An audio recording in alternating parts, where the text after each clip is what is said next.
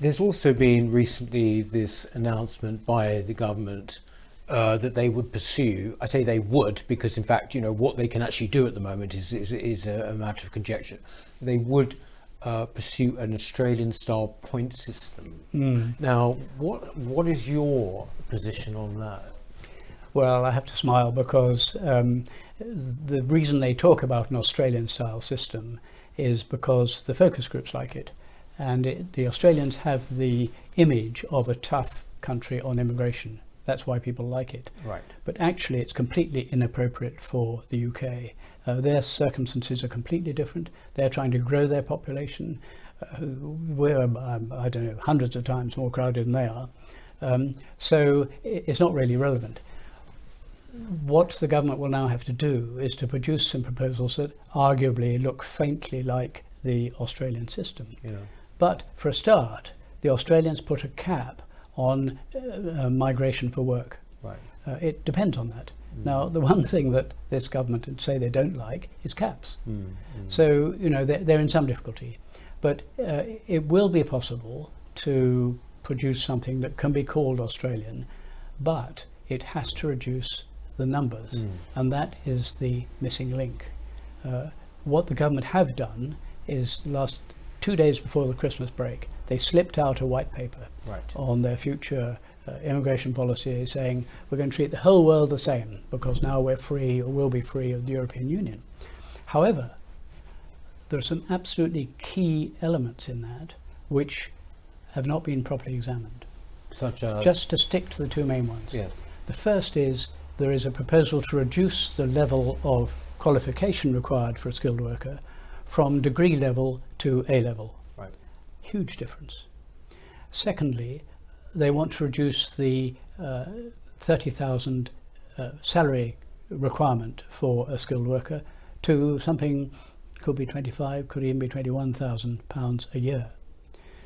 Now, if you do those two things, we calculate that we will expose 9 million British workers, 9 million, to either new or increased foreign competition. Right. And what's more, there's no requirement to advertise it first in the UK. I mean, this is going to be terribly damaging to British workers. And what are Labour saying about it? Nothing. Yeah. It's just not good enough, frankly. So basically, the Conservatives are actually liberalising the position, are they not? There's a serious risk, not just that they'll liberalise it, which is what this certainly implies, but that it will run out of control. I mean, it's much easier to loosen controls than to tighten them. And once you've changed the law, it gets very difficult to tighten it again, and then you've got people caught halfway and so on. It's fatal to let loose the pressures on immigration to this country, which have been very substantial now for 20 years. When you look at those 20 years, I want to talk about the role of the Labour government a bit later, but you look at those 20 years, do you think that it's extraordinary that here you have, what is it, always about 60 to 65% of the population saying we are concerned about these numbers, and yet successive governments entirely ignoring them? It's astonishing. I mean, first of all, you say 60% odd. You're absolutely right. I mean, we published a paper a few months ago which examined 6 opinion polls. Not our opinion polls. We didn't pay for them. We didn't choose the questions. These are 6 polls by 4 different organisations. And the calculation from all of them is that 30 million people want to see, UK adults I'm talking about, want to see immigration reduced in Britain. 18 million want to see it reduced by a lot. Right. And do you know how many want to see it increased? No, how many? 5.5 million. Right, okay. So those who want it reduced are more than 5 times greater than those who want to see it increased. And that's exactly the point you're making, isn't it? And those are the numbers behind it, but that's the point you're making.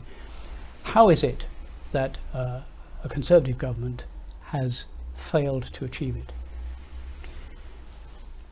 I think, to be fair, 2 points. One is it was Labour that let it loose, and we'll come to that later, I hope. But the second is that the Cameron government did seek to reduce it. And certainly Theresa May did. She was focused on that. Yep. The problem is within government that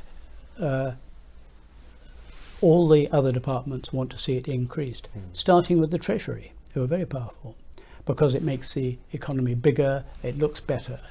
But actually, there is no evidence that immigration adds significantly, anyway, to what's called GDP per head, production per head. Yes. That's what your wealth depends on. That the amount each person on average produces goes up.